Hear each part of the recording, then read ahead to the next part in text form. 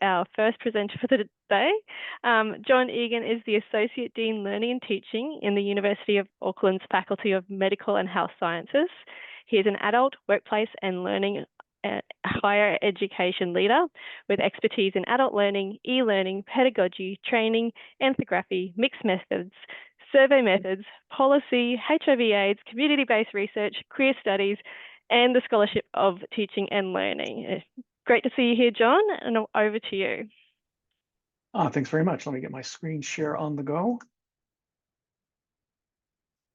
Okay, so it's good afternoon for us in New Zealand and good morning for you folks in Australia and good night for you folks in the UK. So very excited to be here for my first bash. And what I'm going to talk about today is a bit about the experience of rolling out PebblePad in our context, which is a health sciences context. So we're the Faculty of Medical and Health Sciences at the University of Auckland. We actually are the second or third largest faculty in the university. We have about 4,000 students. We have pre-registration programs in nursing, both undergraduate and postgraduate. We've got a 4+1 pharmacy undergraduate pre-registration program, a 5-year optometry and vision sciences program. Our medical program is like was common in the UK and Australia until recent years. It's a 6-year program, but they enroll in second year, so they do first year and then apply for second year. We also have a postgraduate program, Master of Audiology, and we have Master of Sciences in Medical Imaging, Nutrition, and Dietetics. And then in addition to that, we have Te Kupanga Hora Maori, which is our Maori health domain, which grows across all of our different initiatives and faculties and programs in the faculty. So the programs I'm going to talk about today are, at a very high level, is, and this is kind of where we're at in our PebblePad journey. Our pharmacy program and our medical imaging postgraduate programs are well on their way in terms of embedding PebblePad across the curriculum, and I'll give some indications of why each program is at where it's at in a few minutes. But our postgraduate nutrition optometry program are about 6 months behind these two cohorts. And then we're bringing our nursing pre-registration programs and our audiology master's program on board next. And then I got a request yesterday for yet another one of our pharmacy programs to possibly move into the platform as well. And what we're doing is quite purposive, is rather than dropping an entire program, students and staff into the platform, we're bringing in them on a cohort basis. We're doing that for a few reasons. The first one is, for students, introducing a new portfolio, new platform, a third or halfway through their program just means they have to manage having multiple spaces where they're supposed to be finding things. There's no single source of materials. But there's also an element of risk management here, right? If we bring in one cohort of let's say nursing pre-registration, and by the end of that first year, they realize they want to adjust what they're doing because of the affordances of PebblePad, they haven't locked all their students in and all their staff into doing it in a very particular way. So we're bringing each cohort in at a time to both manage risk, but also to leverage the ability for people to get what they can out of a platform like PebblePad. So we have an interesting history of e-portfolio assessment in the University of Auckland's Faculty of Medical Health Sciences. I actually came here 13 years ago in September 2012. And after I had been appointed, but before I had arrived, I was sent a proposal to look at doing an e-portfolio using a bespoke software approach in the faculty, and was asked for my feedback on it. And my feedback was, try to avoid using bespoke products as much as you can, because keeping them going becomes remarkably painful and expensive over time. And so because of that, we decided to actually go through a process of doing a call for proposals for an e-portfolio platform to use across our various clinical programs in our faculty. And so we did that selection process over 2012 and went live in 2014. We looked at over 80 platforms. We didn't limit ourselves to things that call themselves e-portfolio platforms. We looked at using things like WordPress. We looked at things like using PebblePad and Chalkwire. And back in 2012, 2013, one of the things that was very important to us was we could already see on the horizon the importance of mobile devices. And at that point, PebblePad was locked into using Flash as part of its core architecture. And since we wanted to have something that was future-proof, we decided not to shortlist PebblePad. I'm very glad to see that actually that's changed, and actually I wish we could have done PebblePad upfront. So what we did is we shortlisted 2 tools. We eventually picked one called Chalk and Wire. And we had, at the start of 2014, we had about 6 different programs using Chalk and Wire. Over time, all of the programs that had used it had dropped out of using it, except for the pharmacy program. Our nursing pre-registration programs and our medical imaging programs actually used Google Docs. And there were a few different issues with using Google Docs. One is, well, I'll talk about the limitations. But really what we wanted to do by using an e-portfolio is we really wanted to focus on program level assessment, and we really wanted to focus on competency development assessment. Our students, like all students, often get into what I call as the assessment valley. They get so focused on what the next assessment is, what are the readings for the next assessment, what are the assignments, when are their exams, when are their tests. And in our clinical programs, where's their next placement? What do they need to do? We want to use program level assessment to bring them out of that focus on very transactive, almost learning, but moving into more of like, how do I achieve competence across an entire program? So why do we switch to look at switching to PebblePad? Well, first of all, we had some vendor issues, and all I will say is sometimes when a company gets acquired by another company, it's not like another company. The experience between the vendor and the contractor it changes, and in this in the case of the previous platform we were using, eventually it was actually acquired by a vendor that we had actually previously decided we did not want to have a vendor relationship with because they were so poor at vendor relationships. So once that we got to that standpoint, we realized we had to move away from that anyway. Also, after nearly a decade in the same platform, it's always good to look at what other things are going on. But the real challenge that we had in this faculty was, for all of our programs in 2012, an e-portfolio was an aspirational theoretical thing that they could use in their programs, right? None of the programs were using a platform to do e-portfolio type assessment. So the best you can do in a selection process and an onboarding process with that is try to match the theoretical with the operational. So from 2013 onwards, we tried to move into the operational mode. And what happened is 2012 was what people thought an e-portfolio could be. 2013 is what an e-portfolio actually is. And then from also at the same time from 2013, it became what an e-portfolio platform could or can be, right? So some of the things that people thought would be super important in 2012 became not very important at all. And some of the things they hadn't even thought about became super, super important in 2013 onward. And so that's where a lot of the dissonance happened between different programs that started at another platform and eventually moved on to other things. But the big issue with Google Docs is, and I know this is not a surprise to anyone here, Google Docs allows live editing. And what was happening in one of our pre-registration programs is preceptors and clinical placement supervisors were trying to write feedback to students. And if the student happened to be online, they started looking at the feedback as it was being written because it's live editing. There's no way really in that platform to actually provide feedback, circulate to a peer, and then release it to the students, because that's not what the platform is designed for. And then the other thing that happened with those programs, which probably drove their change a bit faster, is we were a Google organization writ large when I got here. And in the last 3 years or so, our Google license has moved, is no longer the preferred platform for a lot of cloud-based services. And as a result, the ability to store a large amount of student data in Google Docs simply fundamentally changed. So we had to move on to doing something else. Now, this is why my colleagues in IT hate me. I first want to say that I'm usually the queen of request for proposal processes and selection processes. In fact, I literally have taught courses on how to do that in the space of e-learning. I actually think that we have entirely too many people that someone gets a link about something, they watch a webinar on it, they get a presentation from a vendor, and they go, this is what we need. I actually think that's very, very problematic. What you need to do is gather requirements and see who can, to what extent different vendors can meet those requirements. And also a consideration, of course, is cost, right? So normally that's what I would do. But in this case, I have been following this space for over a decade. Actually, it's probably closer to 15 years from back when I was in the University of British Columbia.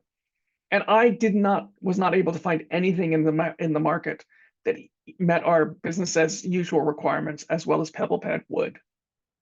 But I also had a sense that PebblePad could do a lot more than what we were actually using our e-portfolio platforms for, right?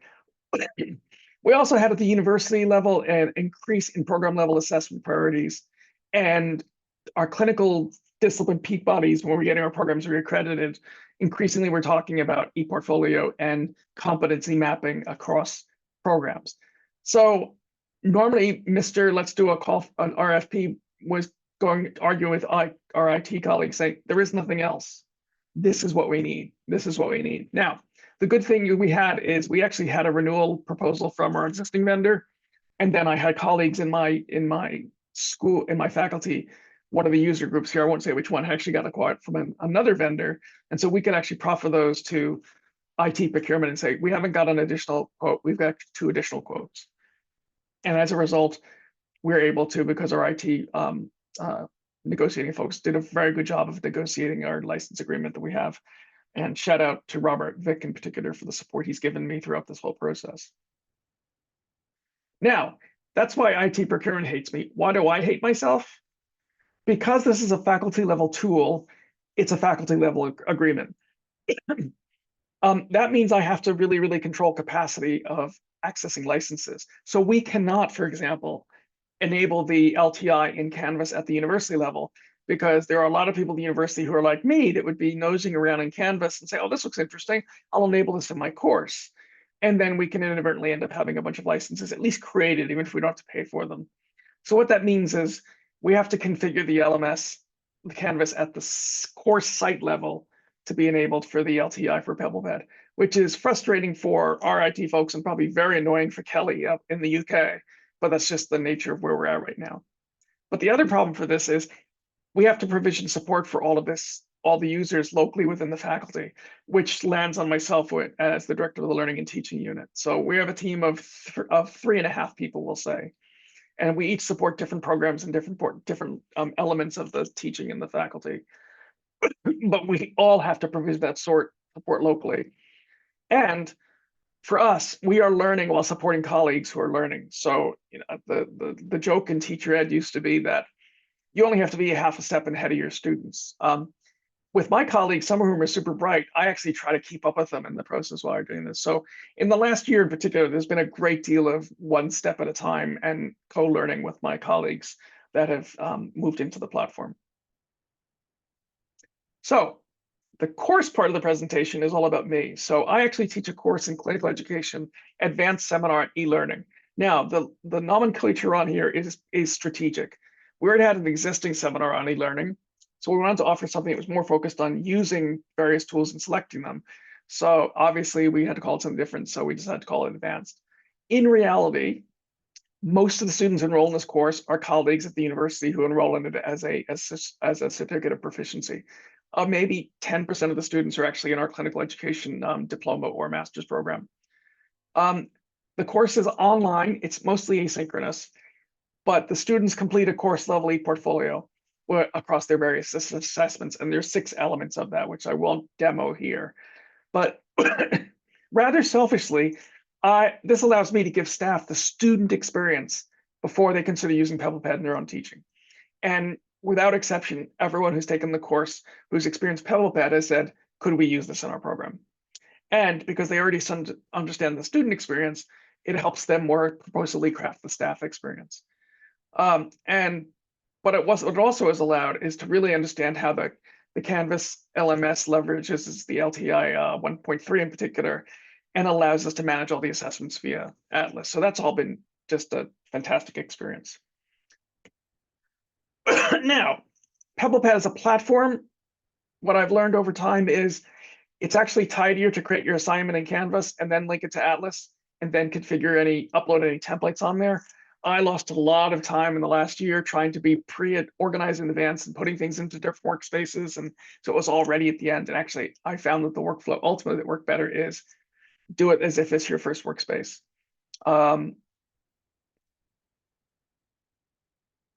So some lessons learned, and I'll stop talking, are what I didn't think about was that PebblePad actually offers feedback templates. They're not rubrics, and we do a lot of rubric-based assessment on our faculty because it removes ambiguity of why students get the grades they get. And PebblePad Atlas feedback templates can't calculate scores. So what we have to do is use the feedback template, and then also give a grade if there's a grade to be passed back to Canvas. So in the best of all possible worlds, it would be great if that could happen. And I know Megan has communicated that on the nice to have list. The other thing that I learned very painfully is if I forget to tick the save on this page when I create feedback to students or use a feedback template or a grade, it kind of creates feedback carnage in PebblePad. Like the students, it all ends up being on one of the first pages in there. And it would be great if that could be a setting or preference set at either the workspace, resource, or Atlas assignment level that the feedback automatically defaults to save on this page. Because in reality, when the students submit their work, it lands on the page of their portfolio that we need to assess them. But the thing I love that I discovered this week is if you've completely munted things between Canvas and PebblePad, but you need everything you've already created in PebblePad, in Canvas, you can disable the LTI connection, go back into Canvas, reestablish the LTI connection, pick the place where all the assessments and student submissions are, and you lose nothing. I have never worked in a platform that does that. That is the best thing ever. So that is fantastic. And again, a shout out to Kelly in the UK and Megan for helping with that. And that is my natter. Happy to answer questions. Thanks so much for that, John. I mean, it looks like it's been a long journey for you to go through all the trials and firm up the needs of the faculty, highlighting the focus on program level approaches and ability to moderate feedback and moving those students out of that assessment valley into something that's more meaningful and purposeful for them over time. I also love your product insight then that you gave us then that you would like to have the feedback as a default setting to save on a page. So I've written that one down already. I have a question from Kate Mitchell in the chat. Question, but Kate's excited that we won't have to recreate assignments over teaching periods now. I think this is all to do with the new LTI link selector tool being a little bit allowing more affordability to, as John said, I won't use your words, but if you do make a mistake in your LMS and the link doesn't work anymore, you are now able to relink it again with the new link selector. So I think that's great. Yes, Andrew has noted that John's vernacular is a technical term with regards to if something doesn't go quite right. I feel for you, John, in that it being in a similar position in a university back in the day, yeah, rolling out a platform and balancing that specific need for a specific cohort and then trying to deal with the mechanical kind of policy, everything else behind the scenes of the university to then figure out, is this something that can be used across other areas and going through that sort of process. I think the process that you've gone through over time has shown that you've really taken on board the feedback and understanding of your faculty. And I really love that you use PebblePad with your teaching staff so that they can learn that from that student experience. Is there anything further that you wanted to comment on, John? Not really. I would guess that based on a lot of people here that we're relatively behind where they're at in their PebblePad journey. And I'm really particularly keen to hear the next presentation because it sounds like it's going to be right up my street. Yeah. But it's a great relationship with the vendor, I have to say. It's just, vendor relationships are super important. The best tool in the world is only of limited value if you actually are pulling teeth to get anything done. And the PebblePad team have just been extraordinary in that regard. Absolutely top of the class. Thank you. We do have a question from Beth, who's also in New Zealand. What is the Kaiko or teacher workflow for feedback templates since they don't function specifically as rubrics? And how do you get your grades to go back to Canvas? I think you touched on that. It's a great question, Beth. So what I do is actually for our students, that we need a grade pass through to Canvas, we're actually providing 3 different forms of feedback to them. We're using a feedback template to have the equivalent of a rubric so they can at least see which levels of performance they're at and which ones they needed to develop in. We're also providing a bit of formative feedback directly as feedback, or rather qualitative feedback in terms of feedback, but then we also add a grade as the third point of feedback. And then when all the feedback is released, that grade is passed back to Canvas as a percentage. Now, because we use Canvas, we have to put the actual graded element into an assessment group, so it weights it accordingly because Canvas will only see a percentage from PebblePad. So if a particular part of their portfolio is worth 15% of their grade for the semester, that will be in a assignment group that's weighted to 15%, but it'll still show initially to the student as a raw percentage grade. Yeah, and so that's specifically in Canvas, that assessment grouping, and I'm not sure, Beth or others, with other LMSs how that works. But yeah, that's a good way to get that numeric value coming back and meaning something that meets your needs in your Canvas site. All right, so Tony has noted that she has captured all of the feedback and great ideas that you've shared during that presentation. If there's no other questions at this point in time, we might head in through to the next presentation. Thanks so much, John.